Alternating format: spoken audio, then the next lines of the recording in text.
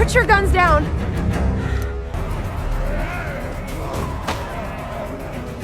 2025最新美国恐怖片《静默地带》来了，难道还有比丧尸更狠的角色存在？且听金彩彩娓娓道来。话说在未来的某个时间里，全球爆发了一种丧尸病毒，逐渐蔓延到整个地球。政府一开始还能控制住，随着时间的推移，丧尸越来越多，渐渐占据上风，整个地球变成了丧尸的乐园。画面一转，在美国的某个城市，大乔一家3口正在收拾行李，他们打算逃离这个城市。大乔的丈夫是一位飞行员，正在执行紧急任务，答应姐弟俩很快就会到聚集点跟他们会合。突然大乔他们听见了惨叫声，这意味着丧尸冲到家门口了。大乔带着孩子就往车上赶去，然而他们慢了一步，一个丧尸把大乔扑倒在地，小美吓得躲在车底下，她眼睁睁地看着母亲被丧尸啃咬，急得丧尸转身去往地上。小美很聪明，捂住嘴巴，一点声音也不敢发出来。这时候警笛声响起，一阵慌乱之后，这里恢复了平静。大乔还残留着一点人类意识，不停地摆手让小美赶紧走。10几秒之后，大乔彻底转化成了丧尸。这时几声枪响之后，小美被警察阿杰救了出来。据说这个丧尸转化时间的长短是跟被丧尸啃咬形成的伤口面积成正比。从此小美就被阿杰收养。此时的弟弟已经变成了丧尸，阿杰不得已开枪打死了这个小丧尸。10年以后，地球已经物是人非，政府彻底没了，城市变成了废墟，人类数量急剧减少，分布在不同的居住点。小美已经长成了大姑娘，在阿杰的传授之下，不仅拳脚厉害，枪法更是一绝。他们以打猎为生，没有固定的居住点，晚上都是住在帐篷里。一日他们俩照旧在树林搭了帐篷，阿杰在周围布置了简易的警铃装置，只要丧尸一来就会触动警报。到了半夜，阿杰被警铃声惊醒，他知道有丧尸来到，先把马匹安慰住，接着就把枪拔了出来。果真一个丧尸扑了过来，瞬间被阿杰击毙。阿杰和小美一致认为这是丧尸的侦察兵，后面至少跟着30名以上的丧尸，两人赶紧转移到别的地方。过了几天，他们俩在途中，马匹突然被惊到了，这说明附近有危险，于是两人悄悄下了马，然后埋伏在一个山坡上。果然有男人正在跟丧尸开打，然而附近还有其他的丧尸正跑到男人的后方偷袭。小美一看不好，打算开枪施救。I can get it. Don't rush this time. Wait for it. 阿杰赶紧开枪把丧尸干了，因为小美没有听阿杰的话，没沉住气导致误伤了男人。两人赶紧来到车子旁一看，子弹正好打在男人的胸口，此时已经无力回天了。阿杰征得男人的同意，就把他砍了，避免他在长时间的痛苦中死去。然后他们就把车子上的物资收拾带走。万万没想到车上有电台，这说明附近还有男人的同伴。小美就想接过对讲机告知，但是遭到阿杰的阻拦，因为他怕他们说不清楚，毕竟男人是被小美误伤致死的。就在两人争论之时，一伙人开车来到，他们都是男人的同伴。他们拔枪相向，领头的白头翁就想知道发生了什么事情。阿杰就如实说了，那帮人将信将疑，然后逼着两人把枪放下来。阿杰为了取得对方的信任就照做了，可是他们检查完以后，初步认为阿杰他们俩就是抢劫的，要对两人下狠手。You misunderstand. Oh, we do, you little bitch. Don't do it. Put it down. 没想到阿杰还能反手占了上风。第二辆车子的孕妇芳姐出来求情，正说着的时候，马匹开始慌张。哇塞，几百只丧尸从山林中冲了下来，双方发生了混战。丧尸实在太多了，他们一共才10几个人，腹背受敌，很快正常的人被丧尸逐一啃咬。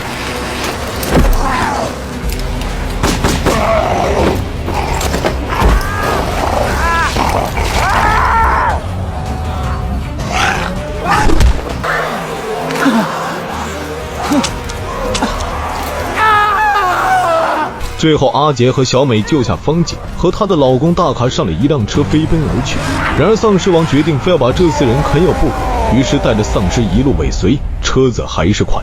渐渐他们安全了，在半路上阿杰得知芳姐已经怀孕35周了，随时都有可能生下婴儿。原来他们打算是要去一个位于海边的定居点，阿杰就决定好人做到底，他和小美负责把两人送往那个定居点。不久车子坏了，于是4人步行前往。之前他们丢失了很多的装备，导致他们风餐露宿，这个滋味可不好受啊。与此同时，那些刚刚被咬的人迅速的变成了丧尸。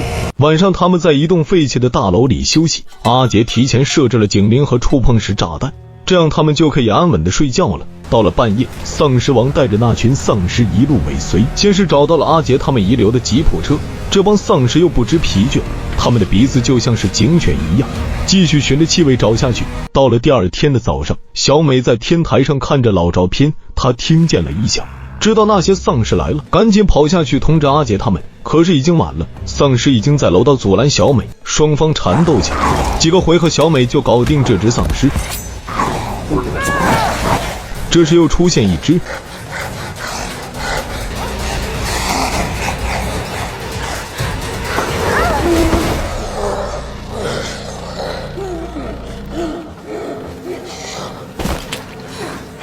还好阿杰及时赶到，然后带着大家赶紧跑了。不久，丧尸王带着其他丧尸赶到，其中一只丧尸触碰了炸弹，导致部分丧尸被炸得像碎片一样。四人加紧赶路，可是带着一个孕妇始终是走不快的。过了一会，小美想起了附近有个小型机场，在她小时候，父亲经常带她到机场玩，说不定会有飞机存在，如果是那样，他们就会省时省力，有安全的。阿杰觉得那都是10年前的事情，不一定有飞机存在。双方发生了争执，结果4人投票决定，结果3比1，阿杰只好跟着他们去机场。不久，他们来到机场，果真停机坪上一架飞机也没有。但是小美眼尖，她看见了一个机库，于是大家走了过去，发现大门是紧闭的，但是小美知道怎么打开。哇塞，里面果真停放了一架小型螺旋桨飞机，他们把飞机推了出来，这架飞机有点故障，大卡自告奋勇就去修飞机。阿杰带着小美四处找找，有什么装备没有，最后他们俩就在塔台休息聊天，好时光总是短暂的。大批的丧尸赶来，两人跑到飞机旁，阿杰让他们赶紧上飞机，3分钟之后丧尸就会杀到。大卡就更紧张了，在最后1分钟，阿杰修好了飞机，但是没有人会开啊。还好小美和父亲相处的记忆中还有点影像，开始尝试着开动飞机，阿杰就在一旁掩护着。大卡也不傻下去，转动了一下螺旋桨，好了，这下飞机的发动机终于启动了。所有的人赶紧跳上飞机，小美让飞机动了起来。很快他们就在跑道上奔跑起来，丧尸就在后面疯狂的追逐。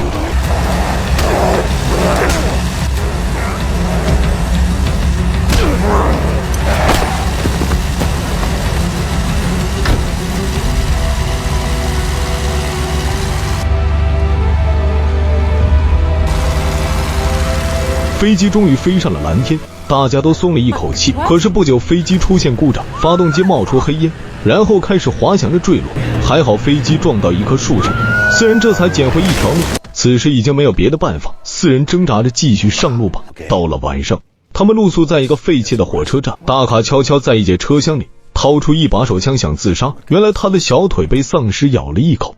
这意味着大卡不久就会转变成丧尸。然而大卡想起妻子和未出生的婴儿，他下不了手，就把伤重新口包扎了一下，擦拭过伤口的布就被他丢弃在一旁，哽咽着回到妻子芳姐的身旁。到了第二天，他们继续往前走，然而惊奇的一幕发生了，半路上他们看见了大片的玉米地，说明附近有人在开垦。大卡开始发作了，芳姐还没有意识到，可是阿杰看在眼里，但是没有说话。等两人都走在最后的时候，阿杰出手警告大卡，让他为自己找一个怎么好死的方法。到了傍晚，他们看见了一栋别墅，当他们靠近时，警报声响起，哎呀，里面竟然有人。小美赶紧出来解释他们是在干什么。也许是小美的话语打动了屋主皮特，于是他就接纳了4人，但条件是所有人的武器放在外面。阿杰他们照做了，皮特把他们领进屋内，他自称是一名科技工作者，在这里生活了10多年，能够自给自足，这里还有热水可以洗澡。小美开心极了，随后吃饭的吃饭，洗澡的洗澡，最后睡觉之前，皮特给大家端来自制的饮料，大家一饮而尽，很快大家相继晕倒。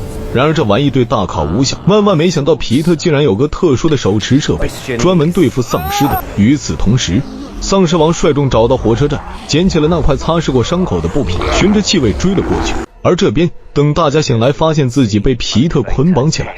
这个邪恶的皮特打算拿着3人和丧尸大卡做实验，目的就是提炼一种血清，达到控制人和丧尸之间的比例转换，从而让自己成为当下新世界的唯一牧羊人，也就是王者。随后皮特就把已经变成丧尸的妻子放了出来，用那个手持设备的频率控制他去阿杰等3人。在这个关键时刻，大卡发挥了自己不分丧尸的能力，跟皮特的妻子打起来。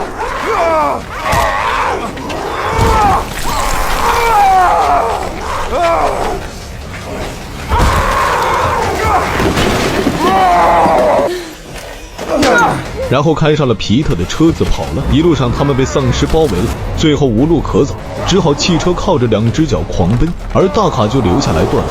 可是打倒几只丧尸之后，大卡被丧尸王扭断了脖子，3人就一路狂奔。他们终于来到了海边的定居点，眼看丧尸就要冲上来，定居点里的人开枪救了他们3人，丧尸王暂时停止了攻击。随后3人在定居点安顿下来。芳姐生下一个女婴，可是她却因大出血很快要死了。阿杰跟她做了最后的道别。不久，皮特用手持设备控制了丧尸王这群丧尸，然后对定居点发动了进攻。